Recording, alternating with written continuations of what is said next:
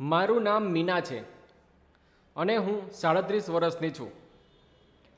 અમે મુંબઈમાં રહીએ છીએ. મારો પતિ એક મોટી કંપનીનો માલિક છે. તે મોટાભાગે બહાર રહે છે. મારી દીકરીનું નામ મોનિકા છે. તે 21 વર્ષની છે. મેં તેના લગ્ન તેના બોયફ્રેન્ડ રવિ જોડે કરાવી દીધા. હું ખુશ હતી. તેનો બોયફ્રેન્ડ એક સારી જગ્યાએ કામ કરતો હોવાથી મને કોઈ વાંધો ન હતો. મારી દીકરી પણ મોટી કંપનીમાં કામ કરતી.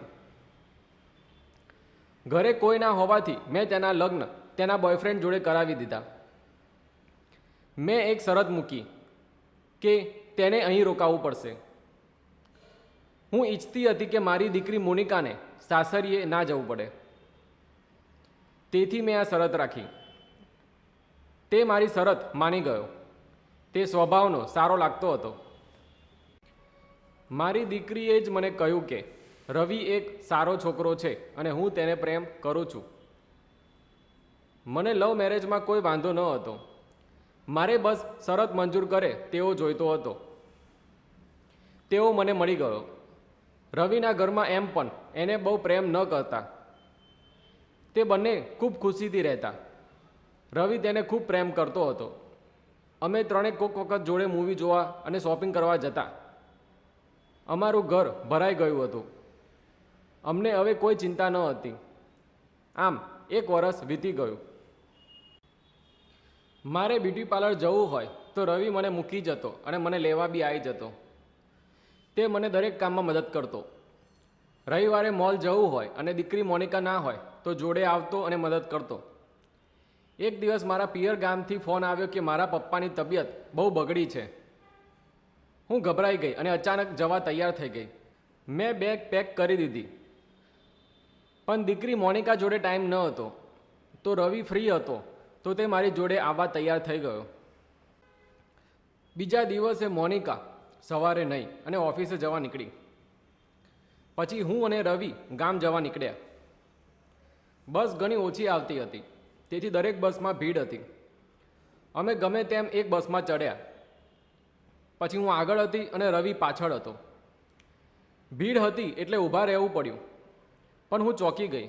રવિ પાછળથી મને અડાડડાડ કરતો. મને નવાઈ લાગી. તે મને વારે ઘડીએ ધક્કો મારતો. ભીડ હતી એટલે હું કંઈ બોલી ના શકી. હું ચૂપચાપ સહન કરવા લાગી. થોડી વાર મજા બી આવવા લાગી. પણ પછી નવાઈ લાગી કે આ રવિ આ તો જાણી જોઈને કરી રહ્યો છે. ક્યાંય બેસવાની જગ્યા ન હતી એટલે મારે ઊભા રહેવું પડ્યું. હું રવિને કંઈ કહી ન શકી. મેં ચૂપચાપ સહન કર્યું.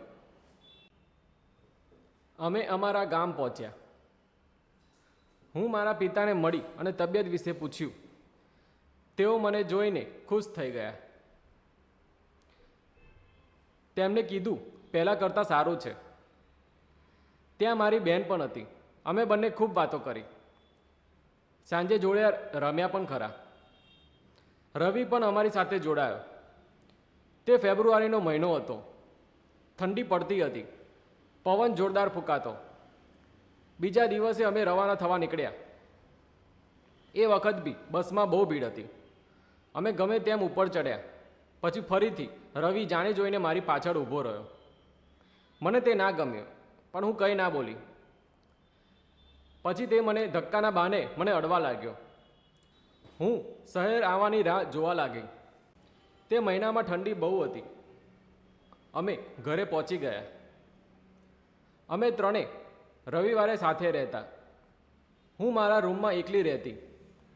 એક દિવસ જ્યારે હું મારા કામ માટે બહાર નીકળી તો દીકરીના રૂમમાંથી અવાજ આવી રહ્યો હતો. બંને વાતો કરી રહ્યા હતા. રવિ તેને કંઈક કાગળ પર સહી કરવાનું કહી રહ્યો હતો. મોનિકાએ તેને ના પાડી તો તેને વિશ્વાસ રાખવા કહ્યું. પછી મોનિકાએ સહી કરી દીધી. તેને કાગળ વાંચ્યું નહીં. બસ વિશ્વાસ રાખી સહી કરી દીધી. મને કંઈક ગડબડ લાગી પણ હું કંઈ બોલી નહીં. મેં પાણી પીધું અને મારા રૂમમાં જઈ મારું કામ કરવા લાગી. બીજા દિવસે દીકરી મોનિકા કામ પર ગઈ. તમે અહીં સુધી પહોંચ્યા એટલે તમને આ વિડીયો ગમ્યો છે. અત્યારે પોઝ કરીને એક વખત ચેનલને સબસ્ક્રાઈબ કરી દો. મારે સબસ્ક્રાઈબરની બહુ જરૂર છે. એ તો મારે કહેવું પડશે, ધમાલમાં કહે છે એ રીતે, તુમકો માકા વાસ્તા. આભાર. હું જ્યારે મારા કામથી બહાર આવી તો રવિ કોઈક જોડે વાત કરી રહ્યો હતો. તે એક છોકરી હતી. હું ચોંકી ગઈ. મેં પૂછ્યું, આ કોણ છે? તેને જવાબ આપ્યો કે આને મેં નોકરી આપી છે, અહીં નોકરાની તરીકે કામ કરવાની. પછી તેને કાગળ આપ્યો અને જવા માટે કહ્યું. મેં છોકરીને રોકી અને શેનો કાગળ છે તે બતાવવા કહ્યું. તે ડરી ગઈ અને કાગળ બતાવ્યો અને બધું સાચું કહી દીધું.